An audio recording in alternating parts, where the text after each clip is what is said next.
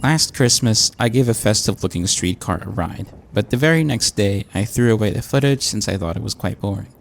This year, to save me from not having holiday-themed videos to release, I'll give it to someone special, like the over 1,500 of you that have subscribed to my channel. Thanks for your support, it really means a lot. Let's take the DC Streetcar for a spin and answer your questions as we go. This video won't be a thorough explainer on the DC Streetcar, mainly because a much better one from an actual local dropped just days before this one, which you absolutely should check out. This will just be a casual ride as we discuss your questions, starting with favorite station anywhere. Okay, for this one I'll probably go with somewhere I haven't been yet because, I have been to some iconic stations like the Big Two in New York, a couple of the major termini in London, but there's just so much more to see that I haven't yet. I think I'll go with Hong Kong's West Kowloon. I mean, just look at it. It's massive, it's stunning, it doesn't even feel like a train station sometimes. More of a massively overbuilt mall. But I guess that's what happens when you build out a transit network that the entire country can rely on. Next up, favorite video you've made. Now, usually the longer ones are the ones where I can be a lot more passionate and ramble about things that I'm interested in. So I'm tempted to say those, but it's also the really short ones as well. Those are just usually memes, parodies, ideas that just pop up in my head in the middle of the day. I'm like, I should make this into a video, and those ones don't usually get seen a lot, but they're always quite fun.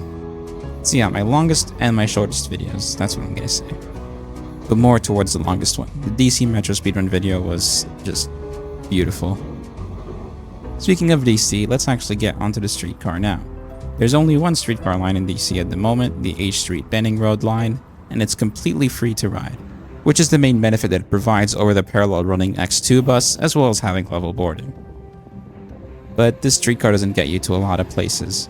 Not only is the supposed Union Station stop pretty far away from the station itself, also comes very close to the metro line on the other end of the line at Benning Road, but doesn't connect to it, at least not yet.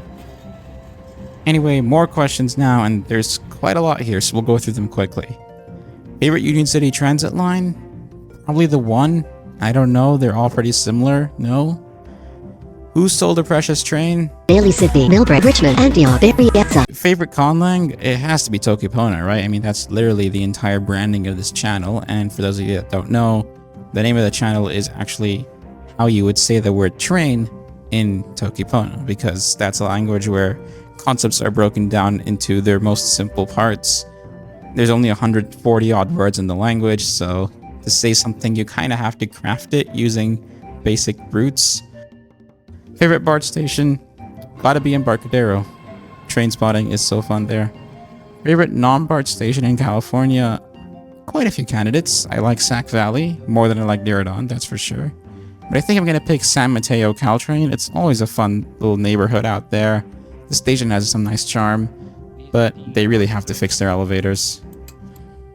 Next up, we've got another rapid fire set of questions. Favorite BART line? I think I'm gonna go green because Transbay 2 plus my favorite part of BART, which is the Quarry Lakes Park. So yeah, I'll pick green. Objectively best BART line? Well, I think green's objectively the worst. I guess you'd have to say yellow, no? Yellow or red for sure. Probably yellow though, it moves way more people. Favorite transit agency? I think I'll go Muni. Just because lots of variety in their fleet.